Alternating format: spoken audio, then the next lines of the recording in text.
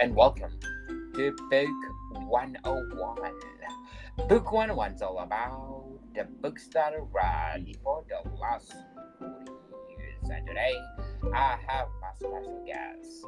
She's the author of the book Pilgrimage on the Path of Love, no other than Miss Barbara Ann Briggs.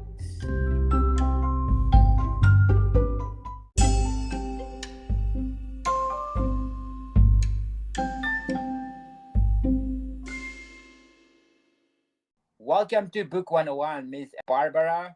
Can you please introduce yourself? Thank you so much for having me. It's a great pleasure to be having a conversation with you on Book 101. I'm very happy to be sharing my some knowledge about my book. My book Pilgrimage on the Path of Love was written mainly in the Himalayas in India.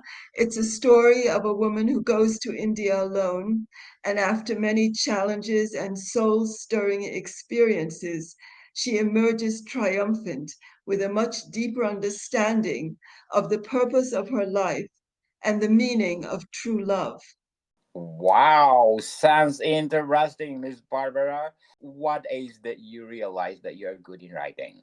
I was writing from the time I was 10 years old. I was writing children's stories when I was 10 years old, and I've been writing most of my life. Who influenced you in your writing, or who are your favorite authors that influence you the most? Well, um, who influenced me in my writing? I would say Herman Hesse. I read when I was in college. I was very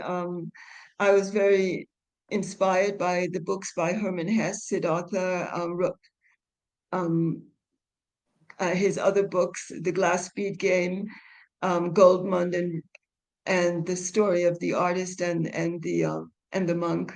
And I've read most of the books by Herman Hesse, and I also like Paulo Coelho, the very famous writer who who wrote The Alchemist. He's also one of my favorite writers. Other than that, I like Khalil Gibran. His book, The Prophet, was very meaningful to me in my search for truth. And I've read many books by many different authors. I can say I was inspired a lot by de Chardin, his book, The Phenomena of Man. That was also a very profound book, and I've read many books by de Chardin, the Jesuit monk from France. Miss Barbara, if you describe their writings, what is it or what are they? It's mostly writing which has a spiritual focus. It's not just a story, it has some deeper meaning to it. It has some inspiration for people who are seeking the deeper truth about life. And those are the types of books that interest me and that I like to read. A book that has a deeper meaning to it and that it's related to the spiritual awakening. Those characteristics that you mentioned, is it part of your writing? Yes, I think my writing is more similar to Siddhartha. People have compared my book to Hermann Hesse's book, Siddhartha. My book does have a spiritual meaning to it, and it is a book that leads one more in the direction of an understanding of one's inner life and the search for the spiritual meaning of life. Before we go on, I want to shout out to the people listening in India. Thank you so much, India, for supporting this podcast in Maharashtra. I get 15% audience share. Karnataka at 14%, Telangana at 11%, Andhra Pradesh at 10%, National Capital Territory of Delhi at 10%, Tamil Nadu at 8%, West Bengal at 5%, Uttar Pradesh at 3%, Rajasthan at 3%, Haryana at 3%, Gujarat at 3%, Kerala at 3%, Madhya Pradesh at 1%, and a lot more people. Thank you, India, for supporting this podcast. I have a lot of places in here, but it's so long that I cannot read them all. But from the bottom of my heart, India, namaste. Thank you so much for supporting this podcast, because this podcast is created to empower writers all over the world, like Miss Barbara Ann Briggs. Miss Barbara, Pilgrimage on the Path of Love. How did you crafted it? I wrote it as I was traveling. I spent some time in India, and I was traveling. I had my a book published in India, and I came to India to promote it. And I met people in my travels. I went up to the Himalayas to write, and on my way I met many interesting people. And as I traveled, I felt that I wanted to pen down some of the insights I was gaining from all the different people from different cultures that I met in my pilgrimage. And the book evolved from my life experiences in India. And I felt that there was something that could be gained from writing this book. And it was actually about a woman on the spiritual path and a woman who was searching for the higher truth of life. And this is really what my life is about. I've always been searching for the higher truth and the knowledge of the higher self. And the book wrote itself. It evolved from very naturally and spontaneously as I traveled higher up into the Himalayas. How did you categorize Pilgrimage on the Path of Love? The genre is mind, body, spirit, and it's inspirational. It's an inspirational book, and it's in the mind, body, spirit genre. Pilgrimage on the Path of Love. What behind the title of your book? Yes, that's the title of the book. The pilgrimage that I went on was a pilgrimage on the path of love, and it's a book that people have said that it's a book that's very needed in today's world because, for instance, one of the reviewers of my book, he said, "Pilgrimage on the Path of Love is a portal to an artfully detailed world of beauty, love, and awareness. I call it a portal because it felt like I stepped into one from the moment I picked up the book." And then he says, Barbara Ann Briggs writes for the free spirits, adventure enthusiasts, and wisdom and spiritual depth seekers. The audience is encouraged to love and embrace others, regardless of their religious beliefs. And this core message is key to achieving world peace. I recommend it to the world. A reader's favorite reviewer who gave the book 5 stars, and he said he recommends it because it's the key to achieving world peace. There are many different nationalities in the book, many different cultures, different religions, and each person, when they open their heart and speak to me, I can see the value that they're bringing to the world. Everybody has their own way of looking at life, but everybody has something they can offer to make the mosaic of life more complete. So, what are the key insight that you put in the book? That an example of a key of the piece. Well, um, one of the keys that I put into the book is that the search for truth is really found within oneself. One can look here and look there, but actually the key is inside. The key is within oneself. And I at the end of the book I say, the pilgrimage I sought to complete has been completed, not to the temples of Rishikesh, Haridwar, Badrinath, or Gangotri, but to the omnipresent God, to the temple hidden within every human heart. So it's like the truth of life is hidden. in love, and one has to find it within oneself. And the search for enlightenment has to come to every. This is the actual the birthright of every human being to achieve the full state of expanded awareness. But the way one has to reach it is different for everyone.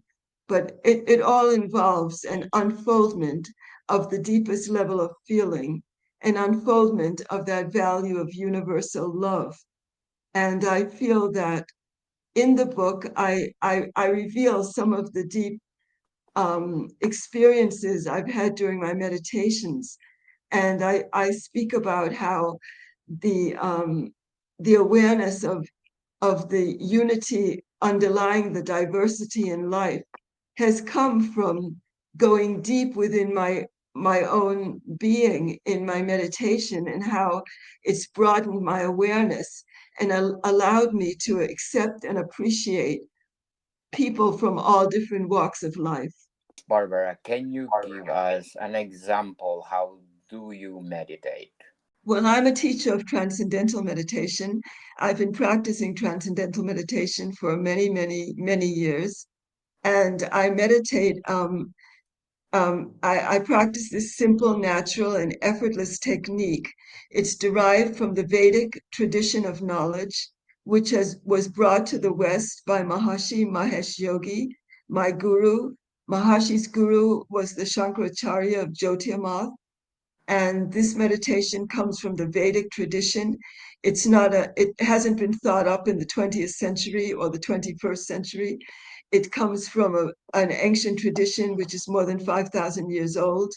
It comes from the tradition of Adi Shankara, who established the four maths in different parts of India. And it's a very simple technique. We use a mantra which comes from the Vedic tradition, and I practice you practice it sitting with eyes closed. You can practice it anywhere. You just sit comfortably with eyes closed. There's a technique of how to use the mantra. You receive the mantra and how to use it properly when you're instructed in this meditation technique. And there are centers all over the world, in every major city in the world. There's a center that teaches transcendental meditation, and there are over 10 million people practicing it all around the world. Very well said, Miss Barbara. Pilgrimage on the Path of Love. Which chapter you enjoyed the most? I'll read you something. I guess I enjoyed the last chapter the most because the last chapter comes to the realization of, of what I was seeking in the whole book. Oh, I'll read you some of the last chapter, shall I? go ahead, yes. In this moment of truth, I realize that so many times we look outside, searching for a perfection which already exists inside all the time. We search for the perfect companion, the perfect piece of music, the perfect cloth to wear, the perfect house, the perfect meal. But the perfection is already everywhere, omnipresent. It evades our gaze. Like the musk deer who carries the most heavenly fragrance within itself, who wanders in search of that divine fragrance, covering countless miles of hills and forests, roaming far and wide until it finds that the fragrance is created by itself. Mhm. Like this deer are we, in search of the fulfillment which will never wane and which exists eternally deep within our own heart. But where can we find it?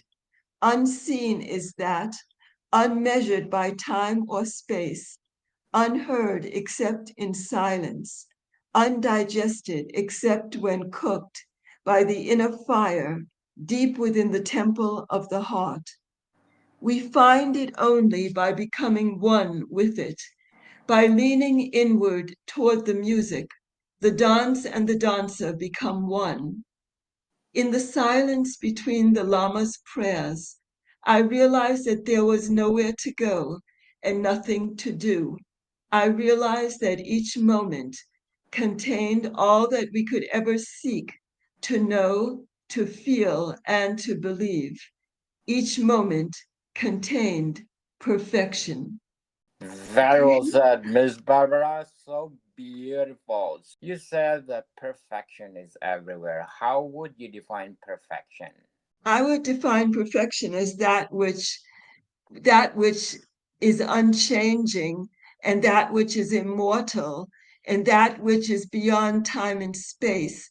The perfection is the divine plan for the world, which because of our limited ability to perceive, we may not always be aware, but the universe has been created in perfection. And it's only when our consciousness becomes fully expanded that we can begin to fathom that level of perfection, which is the underlying cosmic order, the divine order that exists in the entire universe. Interesting, Miss Barbara. But before we go on, I want to invite you to listen to my other podcast, Food 101, our third season with Chef Alessandro, one of the best executive chef in one of the best restaurants in downtown Toronto. Please do listen to our latest episode. We talk about grissini. Grissini, people, one of the trademark of Italian cuisine. So please do listen.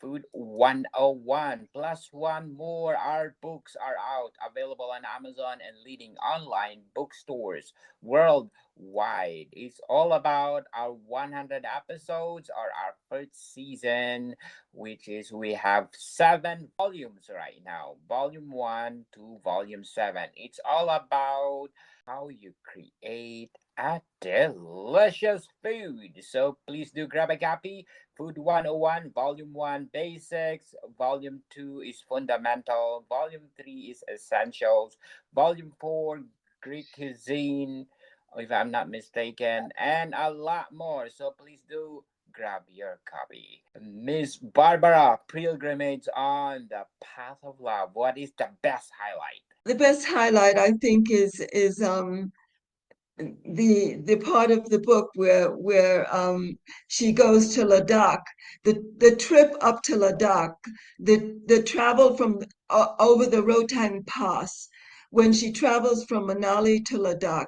That's one of the climaxes in the book, and it's one of the most colorful passages in the book. That trip from Manali to Ladakh over the Rohtang Pass. It took 2 or 3 days to travel from over the highest mountains in the world and to worship at the highest temple in the entire world.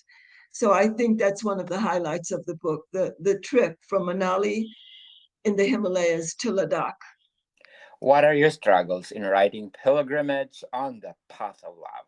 Oh, there wasn't much of a struggle. The book evolved quite naturally and spontaneously. When I came back to Europe, I did have to do some editing of the book.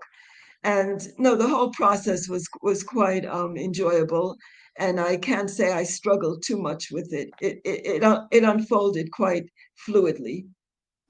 How many days or months you wrote the book? I wrote it in 1 year, in less than a year. I wrote it in about 6 or 7 months, but then I came back and to Europe later, and I spent a few months editing it, maybe 2 or 3 months, going through the whole manuscript again and editing the book. So the whole thing might have taken about 9 months.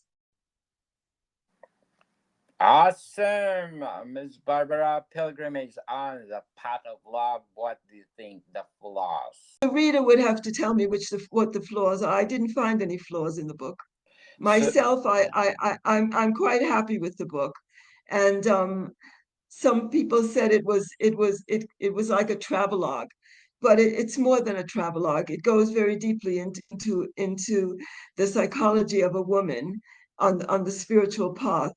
And one of my reviewers said that um, said that for the male reader, for the men who read this book, the text will awaken him to the sensitivities of the female mind. And such an awareness for men is very vital in this age that is witnessing the rise of the gentleness and compassion that is the hallmark of the cosmic feminine.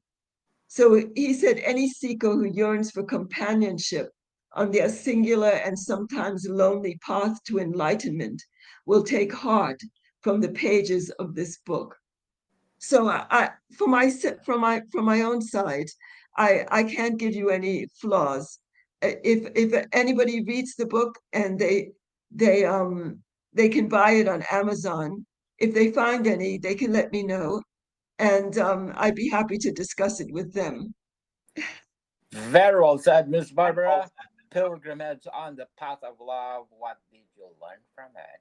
I learned that sharing my experiences can be valuable for others on a similar path. I was very touched by some of the reviews that I got from people who are also practicing meditation for many years. And I was very touched by the inspiration they found in the book.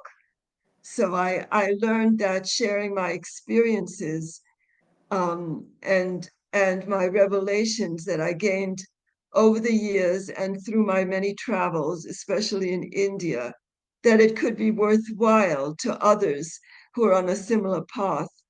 And after I wrote this book, I began to feel that I wanted to share more and more of myself with the world. And that's why I started my podcast. And I also have a YouTube channel, and my podcast is going well, and my YouTube channel has over almost 2,500 views already. And I just started it last year. So I learned that it's good to share one's experiences and one's knowledge, and not to just keep it inside. Congratulations, Miss Barbara. And can you please invite our listeners to listen to your podcast over here? Yes, I'd be so happy to have the listeners come to my podcast. It's called Essence of Life, and it's on all the podcast websites. You can also get it on essenceoflife.buzzsprout.com. And but Essence of Life, you can find it on Spotify, you can find it on Apple, you can find it on Amazon FM, you can find it on almost on Google, you can find it on Stitcher, you can find it on almost every podcast website. Essence of Life. My YouTube channel is called Living Wisdom. Living Wisdom is one word, and dash Barbara Briggs. And that's my YouTube channel. And I'd love to have you subscribe and become part of the YouTube community that I share with. Um, I add new videos every Friday and Monday. Yes, indeed. Let's support Miss Barbara and Briggs. According to Mr. Michael Neer, higher and going deeper. So, what are the elements that you put in your book that make the readers glued to it? Well, it's a very fast moving book. Um, One person in India that I gave the manuscript to for right when it was finished, he was the first person that read the entire manuscript. Went to see him the next day, I said, "How did you like the book?" He said, "I read the whole book in one night."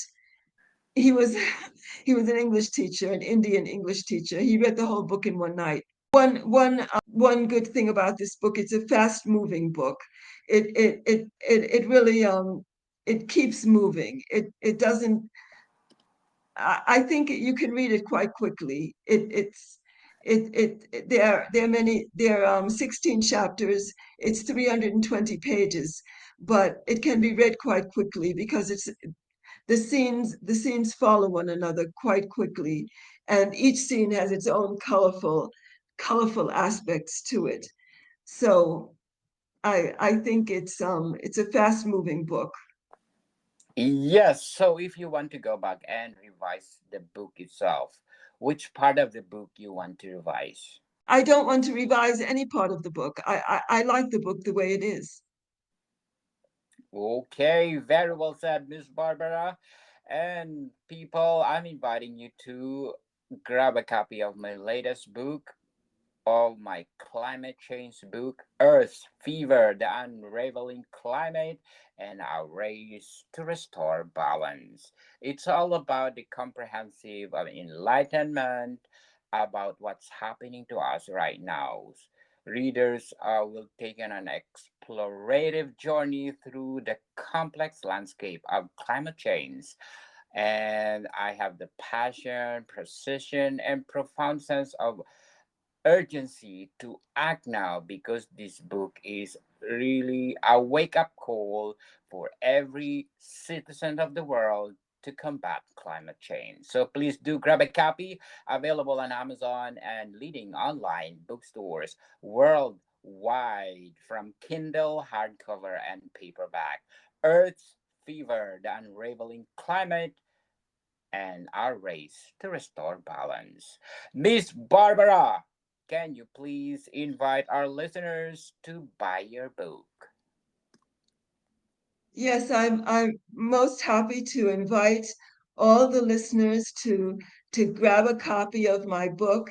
It's on all the Amazon websites. You can buy it in America. You can buy it through the Amazon in England. You can buy it in India, and I invite everyone to get a copy of the book, read it, and add your review to my Amazon page. That would be deeply appreciated, and I'd love to hear from you. I'd love to hear your reactions to the book. That would be very, very enjoyable for me. And I thank you very much for listening to this podcast. Yes, indeed. So, can you give us tips in finding? I think everyone should just follow their inner voice. Make bliss the primary motivation. If it makes you deeply happy and deeply fulfilled, then you're on the right path. Yes, indeed, people. Once again, let's support Miss Barbara Ann Briggs' pilgrimage on the path of love. Is there another follow up for this book, Miss Barbara? Yes, there is another book coming. I'm almost finished with my third book, and it's called The Secret of Creative Abundance: Alignment with Our Spiritual Nature. Miss Barbara, thank you for your time. You're very welcome. It's been my pleasure. Morning, people. See you soon.